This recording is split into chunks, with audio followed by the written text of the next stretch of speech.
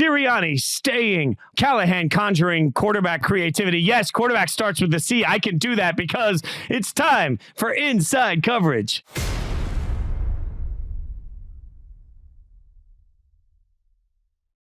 Welcome to Inside Coverage, part of the Zero Blitz family, presented by Prime. She's Jori Epstein. I'm Jason Fitz.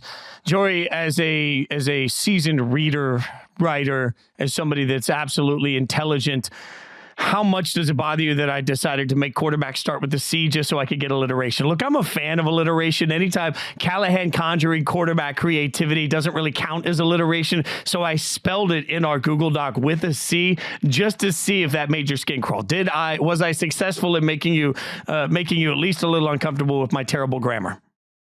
See, here's the thing. According to dictionary.com, it's actually, depending who you ask, there's two definitions. One of them is about two or more words with the same letter. The others is two or more stressed syllables of a word group with the same consonant sound or sound group. I could go on. I won't. But the point is, the number one definition on dictionary.com supports what you just did, and so do I. Wow. So Callahan conjuring quarterback creativity counts as alliteration. Ha! I am feeling it. As long as you don't ask me to say it 5 times fast, we are good. Okay, well, look, I can barely read these things myself, so I think we've now managed to accomplish greatness. We've got a lot to break down, and there's a lot of big news. Before we get into the specific news, though, I'm a little stunned, Jori. As we sit here right now, I'm a little shooketh all the way to my core. Because if you'd have asked me on Black Monday to figure out what things we thought were kind of a given, I would have thought by now that we had at least an idea of where Belichick was going to go. It still feels like we're in limbo. Does it feel strange? I just feel uncomfortable with the unease here of not knowing what's going to happen with two of the biggest names in this entire process. I've thought for a while now that Bill Belichick, Mike Vrabel, Pete Carroll, Jim Harbaugh, then you also have the up-and-coming names, Ben Johnson, Bobby Slowick, that someone was going to be left out to dry. And I think that it doesn't necessarily reflect on what their resume is, or even necessarily if they could ever be good again, but just not everyone's going to get an opportunity. And then I think you add in the dynamics of who wants a young coach versus an old coach? What owners are going to have the pick of the litter versus not? Like, could Bill Belichick get the job with Carolina, and does he not want it? I think we have to ask ourselves that question. And so I think for me, it's interesting. Like, I'm not positive that Bill Belichick will be a head coach in 2024. I think it's likely, but I'm not positive. I think that there's a reason we've really only heard from Atlanta hiring him. And I think that there's also a lot of speculation around the league that Atlanta is very interested in other people, including Raheem Morris. And I think, remember, 72 years old. He has not had success in the post-Tom Brady era. He is going to want general manager control. And as one of the players in the Patriots locker room told me when I was there last month, no, it was this month. I don't know my days. A couple weeks ago when I was there, you can't pull that from a guy. It's his pride at stake, and he's got 6 Super Bowls. So you have to keep his pride in mind. So I think there's just so many dynamics in both directions. And it honestly might be most interesting to me how much Belichick is willing to compromise relative to what he wants in order to get a head coaching job. Like, does he start off going into these interviews, I need roster control, I need this with coaching, I'm bringing in Joe Judge and Matt Patricia and all these guys? And then if he doesn't get that Atlanta job, does he start to drop in his criteria? What do you think will be his approach? Yeah, but here's the thing. I don't think if you're Bill, you can step back from what you think makes you you. But what's hard about this is, I made the analogy before that it's almost like a student film director at USC making Leonardo DiCaprio audition for a role. Like, it feels almost insulting to go through one interview. It feels even more insulting to have to go through 2, and then to go through 2 interviews, but not really have it cemented. There is a moment where if you are Bill, you're going to continue to look at your resume and say, okay, this is the way I do things. Because what you don't want, and this is where there's like this lady justice, the sort of scales of justice, I should say. If you're Bill, how much do you want to coach if you can't coach the way you want, how you want, but also how much are you willing to sacrifice your legacy if you get to do what you want the way you want and it doesn't work? So like, Bill needs to be really certain that wherever he goes, he gets the support he wants, because it will tarnish his legacy if he goes to Atlanta and only wins 5 or 6 games, right? Like, people are inevitably going to say something about that if it happens. But conversely, man, you might have to look in the mirror and ask yourself if you could do business a different way. And I don't know if you can do that if you're Bill. Like, that would take sacrificing a ton of pride, right? Like, we all and I don't mean pride in a bad way, Jori. Like, I think sometimes we use ego and pride as negative words. I think when you've been great at something, you're allowed to have pride in your work. You're allowed to have ego in what you do. You're allowed to feel great about how you do what you do. Right now, though, it's got to be tough to look at the market and realize that maybe the market doesn't want what you do, how you do. Are you really going to veer off of that? I wouldn't if I was Belichick. Yeah, our colleague Charles Robinson has talked a lot about this idea of how much are we going to continue to see the coaches with the roster control power. That's sort of, we're coming to an end of the era in that regard. Most team owners do not want their coaches having full control. But again, in terms of his tarnished legacy, I still think he's a defensive mastermind, and I still think the combination of him and Brady was incredible and was not only about Brady. But 7-9, 10-7, 8-9, 4-13, like, his legacy is different than it was 4 years ago already. Do I think he's still probably the greatest coach in NFL history? Yes. But do I think he has proven that he's still at that peak? He hasn't proven it in the post-Tom Brady era. Again, one winning season in those 4-13. Do you think the greatest coach at the peak is going to have a 4-13 team? And if so, again, the question is personnel versus coaching. Is he coaching up a team that should have been 1-16 to 4-13? Well, he brought the personnel in. He picked them. That's such a fair point, because if we're being real, when Tom Brady goes into the Hall of Fame, there will be no conversation about who was responsible for his greatness because of what he accomplished in Tampa Bay. That's gone. If today Bill Belichick announced to the world he's retiring, in 5 years, there will be debate shows that will look at each other and say, was it Brady or Belichick? Because we didn't see him do it, that's going to be an inevitability. 5 years is not that long. So the media landscape and the way we cover football isn't going to change that much in 5 years. If Bill decides that he needs to walk away, or if the market doesn't want him, I think there is going to be real questions in 5 years that are raised, right or wrong, in the way that they cover Belichick's greatness, because we saw Brady do it without Bill. It doesn't mean that Bill's not the greatest of all time. It just means that if he wants those question marks answered, if he wants them eliminated, he's going to have to go somewhere else, and he's going to have to win at a very high level. That's the only thing that stops that conversation. Yeah, and again, I think this is a different conversation if he wasn't within a couple years of the winningest coach record. That is why I think he wants to coach, and why he might, if you say, hey, you're going to have to give up a little bit of your personnel control, but you might be able to go down in NFL record books as the winningest coach in NFL history, that is more appealing to me if I'm him than if that was not in contention. And so you have to keep that in mind in terms of what he's going for. Can we agree to, Jori, you are constantly around NFL owners, being around players meetings and the owners meetings, all of these things. The owners, to your point, are a very, I want to say this carefully, interesting group of people, right? Like, if you imagine the best and worst of your grandpa and grandma and all of it, like, there's a little bit of all of it in NFL owners. So what you have are, I think, let's say, eccentric billionaires out here that you're trying to build a relationship with. That is not the easiest thing in the world. I have, in my limited interaction around NFL owners, more often than not, I've walked away saying, like, I have no idea how you even hang out in that group. Like, I don't understand it. So it is interesting, your point, that owners across the board in the NFL are a peculiar group. So that's got to be part of this when you're Harbaugh and you're looking around saying, man, you know what you have to deal with at Michigan? You have to deal with the athletic director and the boosters and all those things. You don't have to deal. The boosters can get crazy. Oh, yeah, Buddy Garrity, straight out of Friday Night Lights. Okay, you don't get the Friday Night Lights reference. You've never seen Friday Night Lights, but let me tell you, Buddy Garrity. All right, Buddy Garrity on Friday Night Lights, and the TV, especially, by the way, hot take, the TV show better than the movie. Buddy Garrity was like the meddling used car dealer owner, right? Like, he was in every meeting trying to get coach to play the right high school football kids. Like, Buddy Garrity times 1,000 when you're talking about Michigan football. That isn't fair. That is fair. You got to deal with a bunch of Buddy Garrity's. Go watch the show, Joey. You never will. But, you know, that's the hope there. But I will say, I don't know if I, like, at least I can keep those guys. If I win football games, they all sit down, shut up, and color in their books. I don't know what you do to stop the Spanos family or Mark Davis or all of these people from, you know, meddling throughout the process of everything. It just seems like that's a difficult life.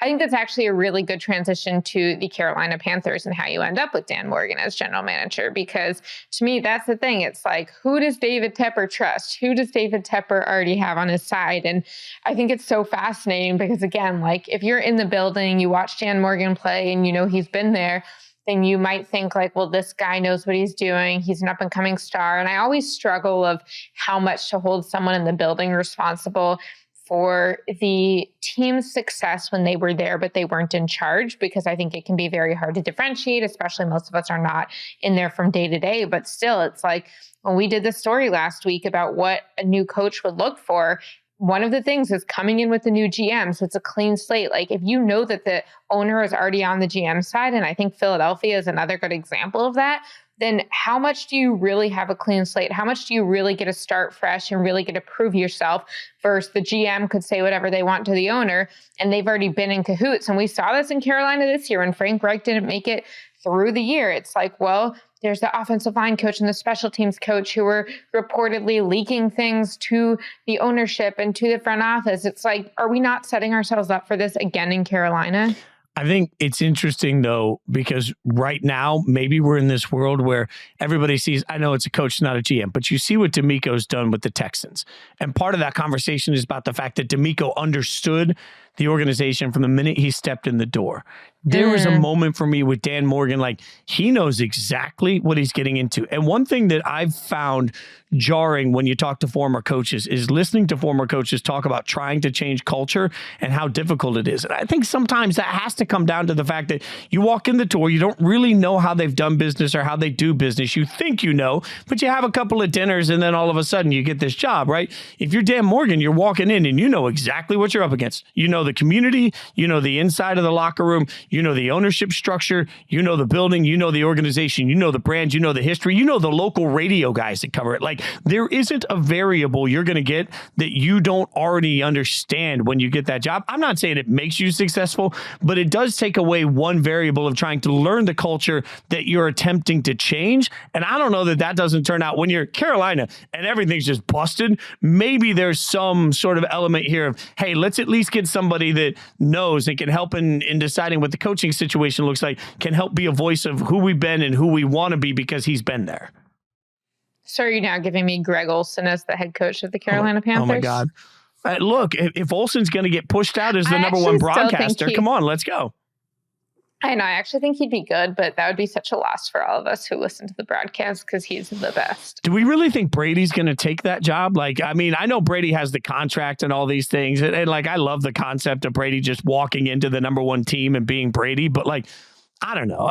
Olsen's done so well and Brady seems to be happy right now. Like Olsen, if I'm Olsen, like I'm going to be number one somewhere. Like he might be the best of all of them on any of the broadcasts at this point and does it in such a real way where you never feel like you're being talked down to. Things are explained to in a way that makes so much sense. He's not afraid, like the analytics conversation that went all over social media the other day. Like he's not afraid to get into those in the process, but also he has the natural gift of explaining what you just saw from a player's perspective in a way that you can actually absorb. I think he like he makes me smarter when I watch him call games. I always feel that way. He's my favorite color guy. We got to work on getting him on the show. Like we just, maybe Super Bowl week, we'll get him on Inside Coverage and we'll ask him like maybe he and Tom Brady have a little boxing match. Maybe we'll let him fight it out for charity and see who keeps the number one job. I'm just throwing out suggestions. All right. So many options. So on that note though, because you mentioned what the value can be when you don't have to learn personalities, you don't have to learn culture. So I want to tell you something. Dan Morgan, before he came back to the Carolina Panthers in the front office, 2011 to 2017 was working for the Seattle Seahawks. There was another guy who was hired in 2010 and was the coach past 2017 as the head coach of the Seattle Seahawks. And also, as we learned very clearly from the way he talked to John Schneider during his exit press conference, seemed to really have a hand and get final say on who was on his staff. And so do you think there's a chance we could see Pete Carroll in Carolina? Because my understanding of how Pete Carroll had power in Seattle was such that Dan Morgan would not have been hired, much less have stuck around for 7 years if Pete Carroll had not signed off on it and liked it. And so if you're saying like, hey, this is a guy in Pete who still wants this opportunity. This is someone who, if you want to have this chance to succeed in Carolina, the better you have that relationship with the front office, well, that's really important to be lockstep. Also, if you're Dan Morgan and you haven't been in that general manager role before, maybe you're more open to Pete Carroll having a heavy say than someone like John Schneider, who after 14 years is like, nah, I got it, dude. Like, let me be. I don't know. I think it's very interesting. Also, again, good defense, young quarterback. Pete Carroll saw that in Russell Wilson and the Legion of Boom. I mean, do you think, one, the Panthers would be interested, and two, that Pete would be a good fit for that job? Yes, and they should be. And if they are, it's a great fit for him for the very reasons you just said. It also helps Dan Morgan. Like the fact that they have a pre-existing relationship really makes it easier for Pete to come in and be like, hey man, think about this. Hey man, think about that. Like there is such a respect way to get advice, right? No matter what you're doing for a living. Like I think whether when I was in the music business or when I transitioned into sports, like there's such an easy way. Kevin Nagandi, close friend. And when I was first starting at ESPN, Kevin sat me down and was like, hey, here's a couple of things to think about and do this. And it was done in such a build up way of respect that I've always loved him as a friend, but my respect grew in that moment because he really cared about and helped my development. If you're Dan Morgan and you can bring in somebody that you have that relationship with, don't you do that? I mean, that makes sense. And if you are the Panthers organization, you want to legitimize your process, don't you bring in Pete Carroll? Because immediately that shuts everybody up on any concept of what you're trying to do. And knowing, as I continually say over the last 3 weeks, that hiring a head coach is an absolute crapshoot, why not eliminate some of the variables you're not sure of? You know Pete Carroll can coach at the end of the day. You know Pete Carroll still has the energy to bring it at the end of the day. You know that Pete Carroll knows what he's doing. So you've eliminated some of these variables. Doesn't mean it's going to go perfect for you. But if I can eliminate the variables, bring in a brand that absolutely helps me day one be more legitimate in the eyes of everyone, I can raise the attention on my franchise, and I can bring in somebody my new GM trusts to help me develop into the role. That's a win for everybody. Like I'd back up the Brinks truck all day, every day if I'm the Carolina Panthers and have the chance to get Pete Carroll. Yeah, and I think, look, I don't think Pete Carroll is going to have his pick of the litter here when you look at who's out there on the market. So if he wants to be coaching this year, which he made very clear in his press conference that he did, I think this is a good move for him.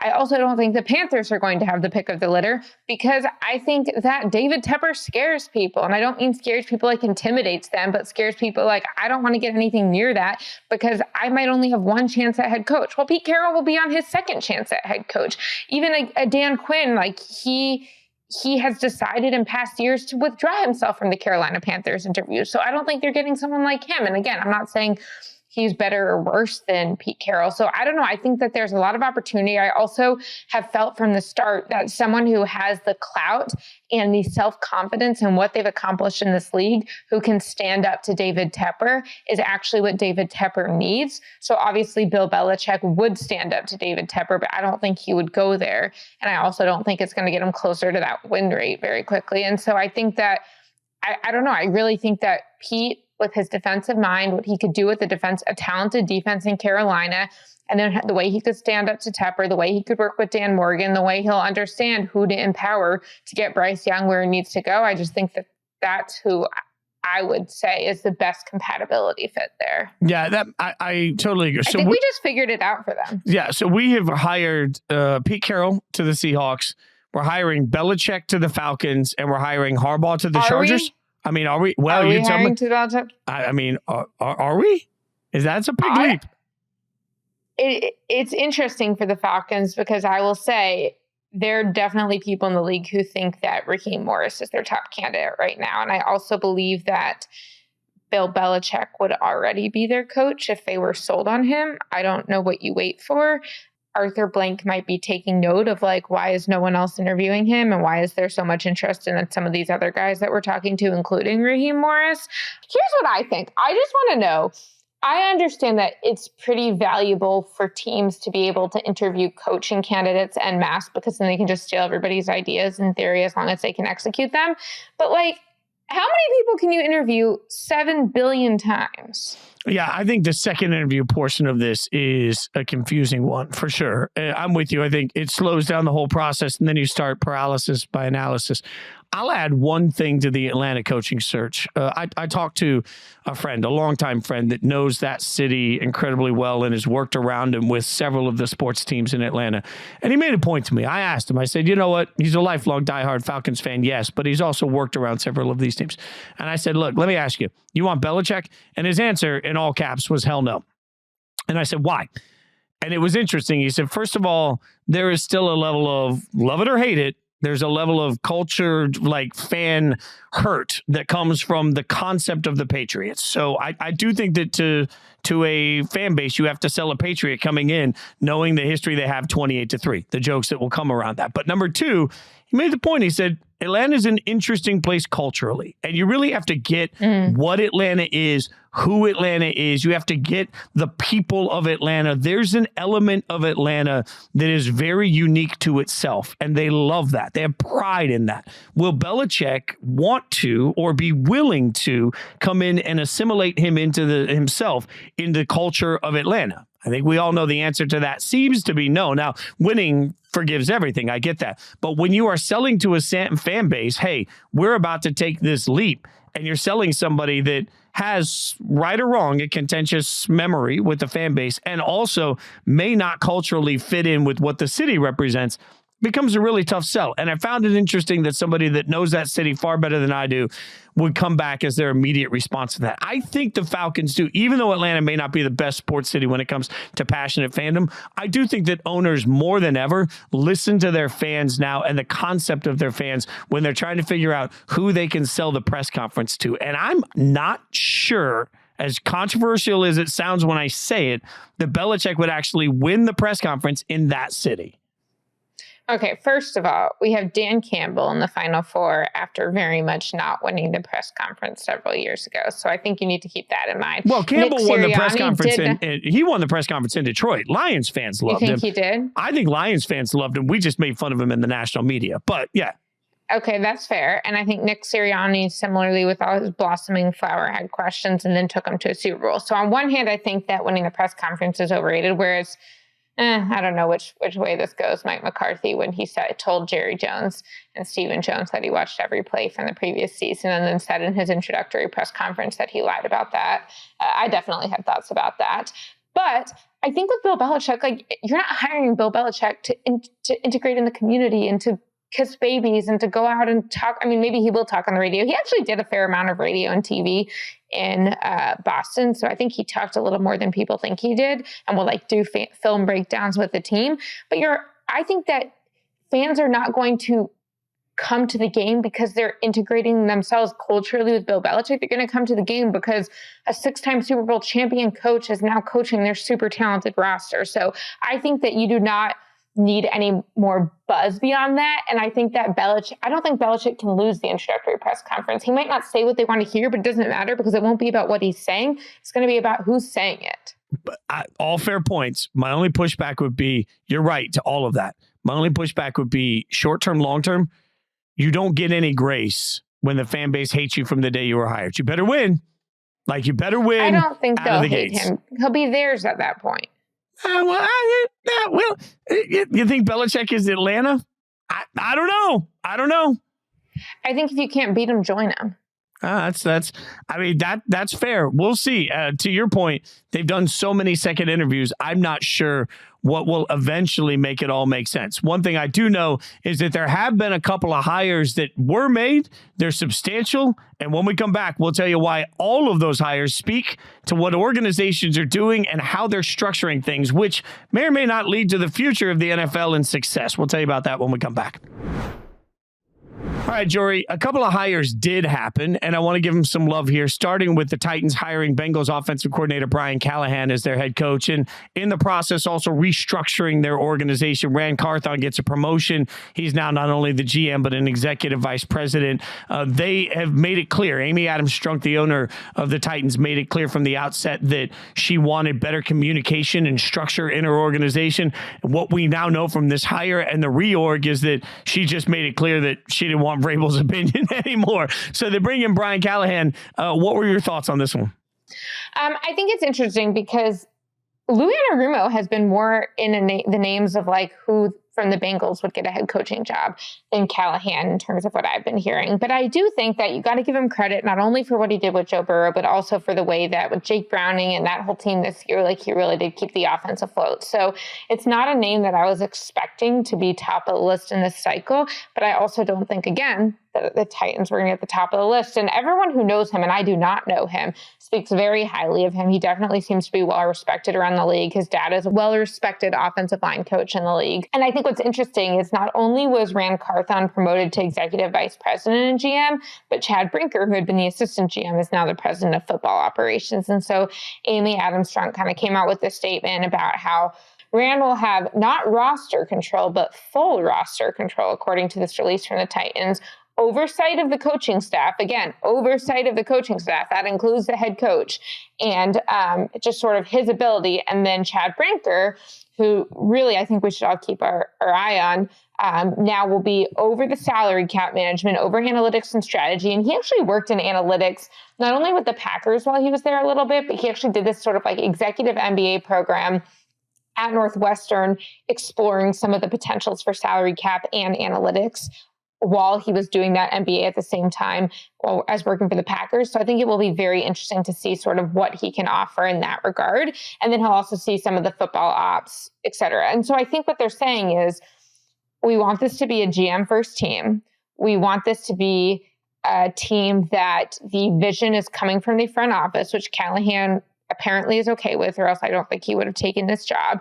And because they're putting so much more responsibility on the front office, Ran Carthon will still be the number one, but he and Chad Brinker are going to kind of allocate these things differently. And so they definitely have a vision. I'll give them credit for that. Whether it will work, I don't know. There's also, I was a little bit amused because there's this picture from the draft room at the top of the story. And it's Amy Adams-Strunk, Ran Carthon, and Chad Brinker all like smiling at each other. And like Vrabel is not in the picture.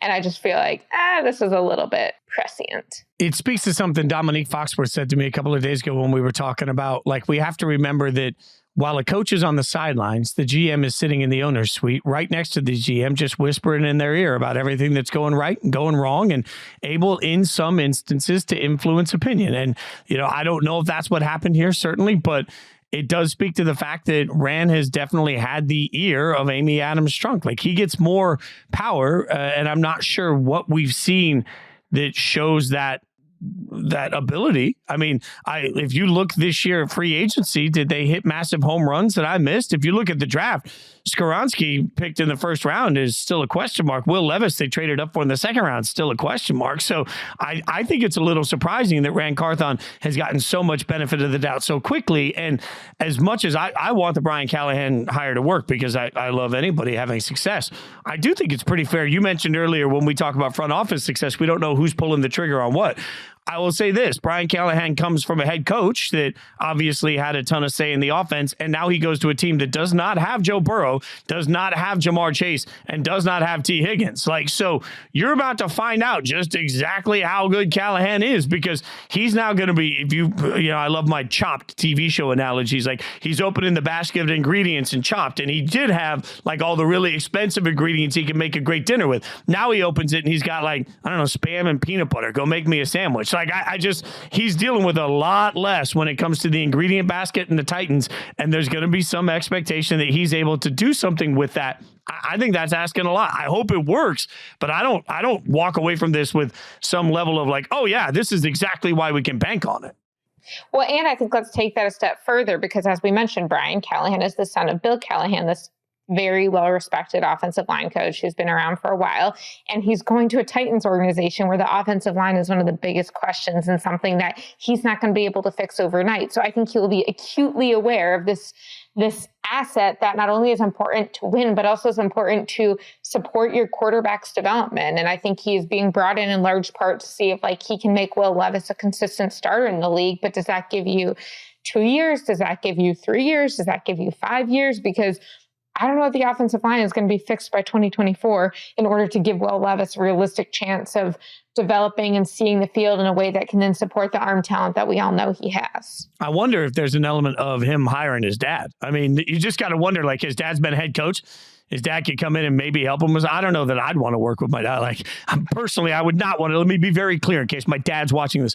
I would not hire my dad. But maybe Brian looks at it and says, hey, I can get some insight on head coaching. I can get some insight on offensive line.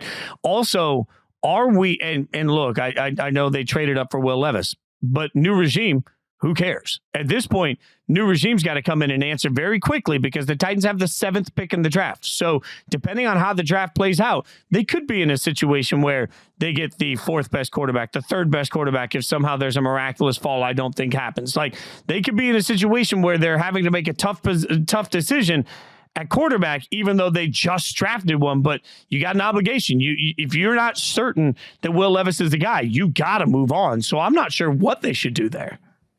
Yeah, I think it's hard because they just have drafted, Malik Willis and Will Levis, and they've had Marcus Mariota wasn't that long ago, maybe in the terms of NFL standards it was, but they've spent a pretty good amount of draft capital at quarterback. And you also have to remember that I know Charles Robinson reported it. You might have been reporting it as well, but there was definitely conversation coming out of there last year that Mike Vrabel was not very happy when they drafted Will Levis.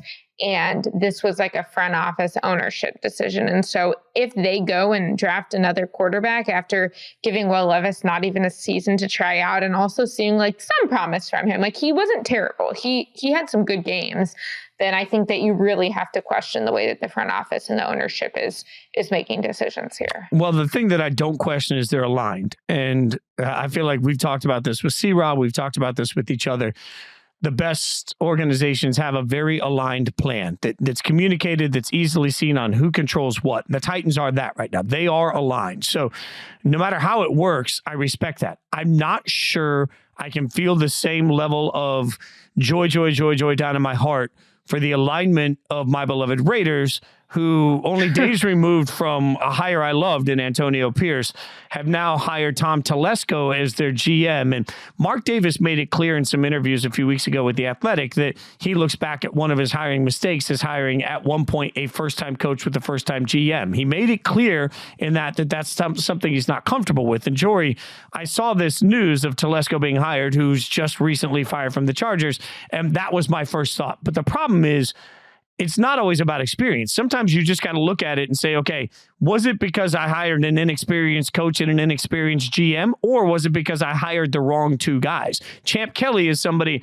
wildly respected that was there, that had gone through several interviews, that according to multiple reports, sat in head coaching interviews with the organization. He's still on the payroll of the organization as the assistant GM. And he gets passed over for Telesco. And now I feel like I, as a fan, am in this situation where Telesco didn't hire Antonio Pierce. So now what do we have? Do we have this weird world where it doesn't work out for a year or two and the GM's like, see, I told you it wasn't. And then all of a sudden, like, I need clear power to feel comfortable in what's happening. And Telesco puts a wrench in that in my mindset, because how can you have clear power if the person coming in didn't even know Antonio Pierce at that level before he got that job?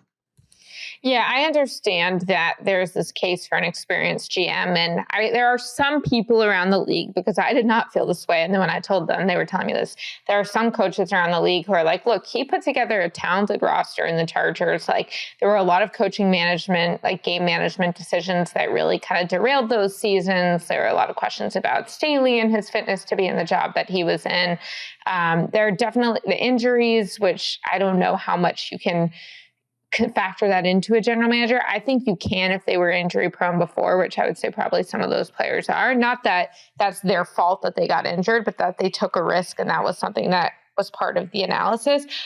I just thought it was a lazy hire. And again, I don't know Tom Telesco well. I'm sure he's a great guy, but he had 11 years with the Chargers to figure it out.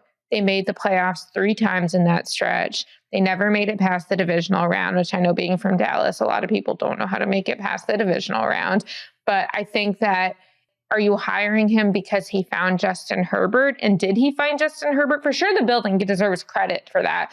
And I know that people are like, well, he found Eckler. He got Derwin James, and that was it. Like, all the, let me pull up what this coach was telling me yesterday. They're like, Bosa, Herbert, Williams, Slater, Derwin, Keenan Allen was his first draft, Eckler. There were definitely some, picks that he hit on, but I still feel like if you want experience, you should have experience of someone who took a team far, not just found the talent and then didn't know how to work with them. And I think kind of what you're saying, like Champ Kelly has been in a lot of places. He's seen what worked and hasn't. He spent a lot of time in Chicago. Now he's been with the Raiders and understands that organization. You have Ed Dodds, who would have come from the Colts, working under Chris Ballard for a while, seeing all these different ways you could go with quarterback, what didn't work. And then this year, a little more what did work. I just think that this was not the most creative hire. And like you said, it was not one where, I mean, are you bringing him to talk over Antonio Pierce? I don't know.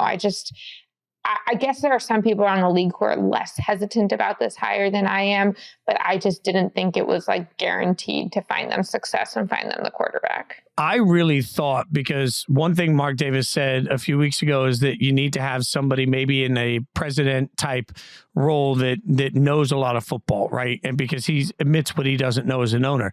When I heard Telesco was interviewing, I thought maybe he was interviewing for that type of a role, like an overseer of everything. Yeah, Champ Kelly still gets the GM, and then you've got this little bit of experience in the room, and somebody, if I'm making a case for Telesco, somebody that knows the division well, right?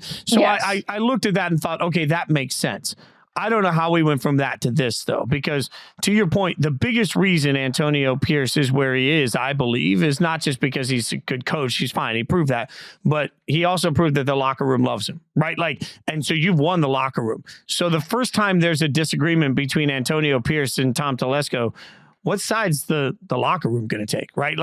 And that's a dynamic that I think has to be considered. And again, it comes down to everybody being on the same page. And that's something that is just hard for me to see here. I want to remember that when Justin Herbert was drafted, it wasn't a home run. There were plenty of people covering the draft that said, I don't know, he's got some questions. Many of the people you just mentioned were not considered home run. This is a can't miss draft prospect, right? And many of these picks were not made in the top 10. They were made in the middle of the first round. They have built a talented roster, yes, but my God, I'm glad he's not hiring the head coach because he never got that right. I was going to say, you have to give him some responsibility for what happened with the coaches there. Yeah, if Antonio Pierce doesn't work out, you letting Telesco hire your next coach? There's no proof of concept on that. So it just speaks to why I think, Jori, that the best organizations have an understanding of the way you have to build your power structure. You have to build it in the right way where it's so clear who is empowered. And right now, until we hear from Mark Davis, until we hear from Antonio Pierce, Tom Telesco, we're going to have to hear from all of them, because right now it's hard to see a path that leads to empowerment of certain people in this situation. And then you're just in a vicious cycle that's going to lead to people getting fired every couple of years, nobody having any accountability, and a constant rebuild. So as much as I loved AP, I don't like Telesco. Yeah, I think it's fair. And I think I'm also amused because, again, going back to the conversation we were having with Belichick, you're like, is Atlanta going to accept him after they broke their hearts? And to me, it's like, oh, if you can't beat him, join him. Well, this is the opposite. The Raiders went and beat the Chargers 63-21, ran their head coach and GM out of town. And then all of a sudden it's like, oh, that team that we crushed by 41 points and just embarrassed? I think that there's a benefit to hiring that GM.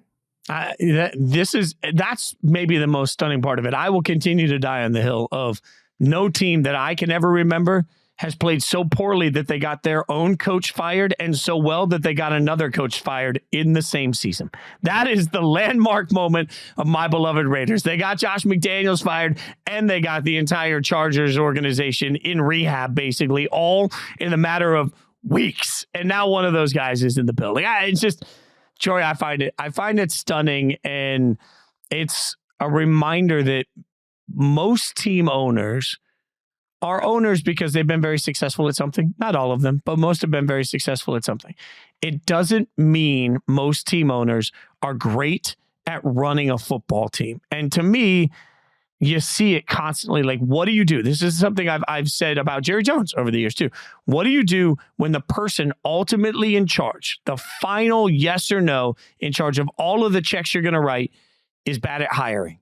Because that's the one person you can't replace. And if that one person happens to be bad at hiring, you are screwed year in and year out. Right. I do think that's actually a really good point. I think that a general manager, if they have the power, is responsible for both hiring the coaches and hiring the and finding the talent. And Tom Telesco with the Chargers was much better at finding the roster than the coaches. And the same way that he hit on Justin Herbert when there was a sense, he also did not hit on the coaches. And that's something that Las Vegas has to keep in mind. Yeah, that's going to be the reason I drink. A couple other big, at least notes from all of this. The Packers have fired defensive coordinator Joe Barry. Any surprise there for you? I mean, all these insiders were like, finally, like the long-awaited move was expected. And I'm like, I think his defense did well in the playoffs. I'm not surprised that it happened because I know people were calling for it for a while, but I do think that you have to consider what he did in the playoffs and be like, maybe he doesn't suck. It's interesting to me because this was supposed to be a year of growth for the Packers without a ton of expectations from most people. And instead they found themselves not just in the playoffs, but knocking out Dallas in Dallas and then going to San Francisco. And really, like they were one drive away from being in the NFC Championship game, for the love of God. And then they fired the defensive coordinator right away. Now, Brock Purdy had a regrettable game until that last drive, but man, it's hard for me with the Joe Barry thing to look at this and be like, oh yeah, I see that he has been the problem. I'm whenever a coordinator. Look at what they did to the Cowboys offense too. Maybe the Cowboys just self-imploded, but like, I don't know. It seems like the Packers did something right. Yeah, I'm with you on that 100%. Another one that I thought was interesting is the Bears have hired Shane Waldron, who was the offensive coordinator of the Seahawks, to be their offensive coordinator. When I don't think, and you tell me, you're reporting. I'm just an idiot in front of a microphone looking at all of this. We are overanalyzing everything the Bears do and what it has to do with Justin Fields.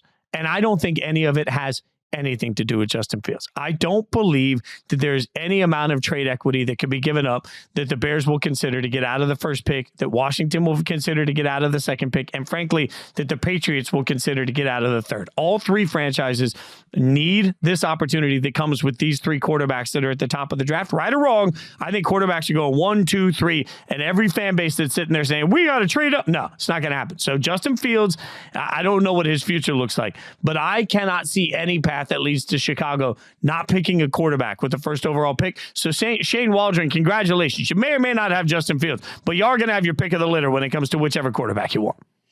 Yeah, I agree with you that they're going to go quarterback at all three. And I agree with you, particularly two of those teams, new coaches, new regime, started out with a new quarterback. And the league is set up such that the rookie contracts are so much cheaper that if you can get similar talent, even close, it's a better market deal because then you can bring in the guys around it to support. What I think is humorous when you think about this is think about a team that didn't have that top 3 pick and traded up for the top 3 pick, that being the San Francisco 49ers. And while I do think that hitting on Brock Purdy, Mr. Irrelevant, with some degree of luck and some degree of great scouting and understanding what he could do within the confines of your offense, you also still have to remember, like, they traded up for Trey Lance at number 3 and look how well that worked. And so it is no guarantee. Like, I do think that Justin Fields, Trey Lance, like, there is a chance that Justin Fields is going to have a better career than whoever you pick in the top 3. But given the level of talent in this draft class at quarterback, and given the way the league structure is set up from a salary cap standpoint, you can't pass this opportunity up. Yeah,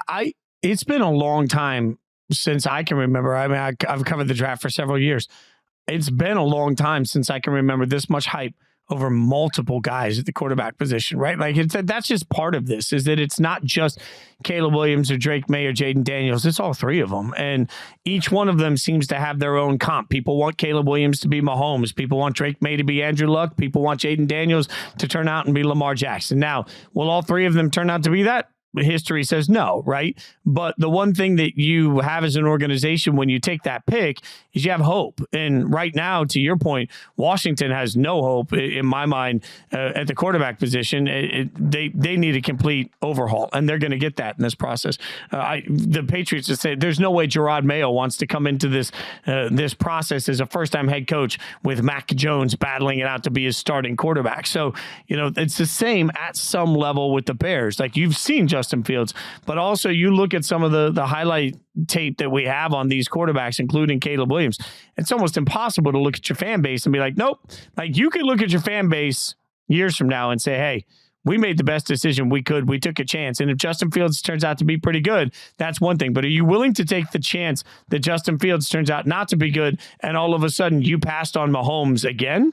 I just think that there's an element of all of this for the Bears. When you're picking first overall for a franchise that's never had a quarterback, you go get a quarterback. You go get your first quarterback in generations for most of these fans, and you give people the one thing that you can't put a price tag on, which is hope.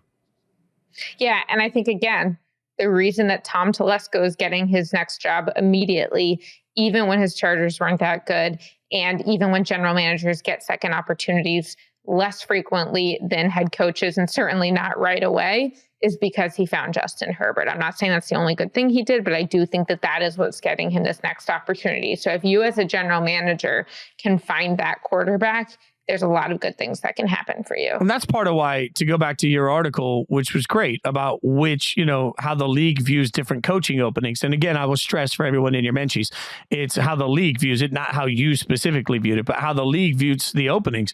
If you're the Commanders, you got money to spend. You got big weapons on offense. You got a new ownership group that's going to go out and do whatever it needs to. And you've got the second overall pick in the draft. Like, you are guaranteed to get a quarterback. And that's such a powerful moment here for the franchise, for the coach. Like, there's a part of me that just desperately wants Harbaugh to take the Washington gig, not just because it puts him right down the road from his brother, not just because then we'd have two Harbaughs in the Beltway, which I think is awesome, but also mostly, Jori, because as much as he spent the last year telling us how great JJ McCarthy is, I want to find out if he actually drafts him with the second overall pick. Like, nobody believes he would do it, but come on. Like, I just want to see a world where Harbaugh's like, he's the best quarterback since Brady. And then he's like, nah, but we're taking Drake May.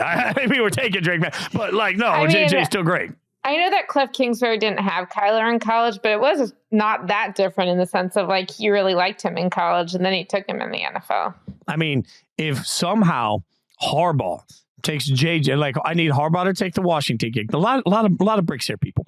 I need Harbaugh to take the Washington gig, right? Then I need Harbaugh to shock the world and draft JJ with the second overall pick. You know how much return at that point that they would be able to get, and they being Arizona, who you just mentioned with Kingsbury. You know how much return they'd be able to get for the fourth overall pick? I mean, you start thinking about now, things are going to get really weird, because all of a sudden, one quarterback dropping a 4, Arizona's just going to be sitting around saying, we just hit the lottery, y'all. Like, we hit the scratch off lot. Like, you should never rely on hitting the lottery to pay your mortgage. But if you are Arizona, you're like, you know what? We're good. We will take all of your You can use it to pay your mortgage. At that point, Arizona just turns around and says, we will take all of your draft picks, and somebody will move up to get that third quarterback. Whichever that third quarterback is. I saw a mock today that had Drake May going third, and I saw another mock that saw Drake May going first. So all that to say, nobody knows which one will be sitting there. But my God, like, if one quarter, I just need JJ McCarthy to go second, and then all of a sudden we have absolute chaos at the fourth overall pick. Jori, this is all I need. This is what I want. This is what you got to scout this out for me while you're in Indy. Is there a chance that JJ goes second so that somebody else goes fourth? Again, I mean, I'll be in Mobile for the Senior Bowl next week, and I know that he won't be there, but a lot of people with these decision-making opportunities will. I'll see what I can get for you. You're a big fan of Mobile out there, like the Senior Bowl? It's a fun experience, the Senior Bowl. I think it's going to be my 5th one. It's an experience for sure. I find it valuable, and I find it entertaining. I have no desire to go to Mobile outside the Senior Bowl ever. I went to the Senior Bowl once, years ago, before I was doing this for a living. I was just a podcast trying to make it. And I went to the Senior Bowl, and at the time, the Band Perry was doing pretty well. And I'll never forget, I was in a bar right down from all of it, and a now former NFL head coach was very drunk. I mean, he was D-runk, which is my way of saying like you go from drunk to D-runk. Like it takes multiple syllables to say how drunk you are. He was D-runk, and he walks up. A lot of people like that. Oh my God, yeah. Somebody told him that I was in the band, and he walks up, and I'm having a conversation with somebody else, and all of a sudden I've got a phone just shoved in my face, and he's like, "Look, you're on my playlist." He didn't have a country accent like that, but that's how I'm saying it. And he was so drunk, it just started talking to me. And I was like, I can't believe I'm sitting there talking to you. And then all of a sudden, he's like, you want to see a cool trick? And he just turns around and he yelled, "Pizza!" at the top of his lungs. Some guy came out of the kitchen and brought a pizza out to him. Just telling you, that's Mobile. That actually is a pretty cool trick. I mean, that's so, little life advice. If you're in a random bar in Mobile, just try screaming. Pizza! Scream pizza. Should I try it? Yeah. You know what's actually funny? I can't remember if I've said this on the pod before, but So the dive bar that everyone ends their night at the Senior Bowl is called Fitz. Fitz in Mobile, Alabama, on the main street, very close to the hotel where all the coaches and execs stay. And there's a few years ago when some of my friends were like, should we get Fitz shirts? Like, they have all the swag in the back. And it's like, I don't even, like, I'm not even a big drinker. Like, I don't even know what I'm doing there. I'm like the one who's talking to people about like Shakespeare and the Bible at Fitz while there. And so one of my friends was like, oh, we should do it. And then they found, I think it was like $100 bill on the floor of Fitz. And they're like, it's a sign. The shirts were $20. They're like, who wants a shirt? They bought 5 shirts. So I have this Fitz tank top that literally just says Fitz, like Mobile's dive bar since whatever year. Black tank top, so comfortable, fits me so well that I wear it all the time. I have voted in my Fitz shirt. I have like gone for long runs in it. I've gone on vacation in it, like all of these things. And it is very funny that this place that is like so different than who I am, I rep unbelievably. And Luke Getsy, who was the Bears offensive coordinator until a few days ago and was last year, I believe, the head coach of one of the Senior Bowl teams. He was either head coach or OC, got a Fitz shirt and wore it to practice. So keep an eye out for that next week. I know you needed all of that information. If there's a Fitz hoodie, I'll Venmo you. I'm just letting you know right now, I will Venmo you for a Fitz hoodie. I've had a couple of drunken nights, very, very drunken. It's a great conversation starter. Yeah, I'm all in on like, and I just remember at the time, again, like as somebody trying to make it in this business, trying to transition from music, looking around, I was like, I cannot believe all of the incredible, we've now given this secret out. Cause like, if you're near Mobile, you can just go over there after any day of the Senior Bowl and you'll are going to GMs, see, you'll find coaches. Yeah, everybody's out there hanging out. Speaking of places you can find everybody, you can find me Thursday, Zero Blitz, previewing the conference championship games with the great Frank Schwab. We've now made it, Frank's now a permanent fixture on it, even if he doesn't want to be. So every Thursday, Frank gets to hang out with me in addition to Sunday. That's the way it goes. You can follow us on social media, of course, at Jori Epstein, at SJ Rochelle. Stone is our producer behind the glass doing God's work. You can also find me at Jason Fitz. And don't forget, of course, on this show always, you can continue to support the legacy of Therese Paylor. All you got to do is go to breakingtea.com/Therese for the all juice tea or hoodie. And you can support the scholarships at Howard and at Mizzou directly, of course. But if you just go to Breaking Tea, that's just the letter T, breakingtea.com/Therese. That's a great way to get you the hoodie. Speaking of hoodies, it is wildly comfortable. It is wildly fluffy. It is amazing. I just realized my friend has a dog named Juice, so I'm sending him an all Juice hoodie for Juice. That's what we're doing.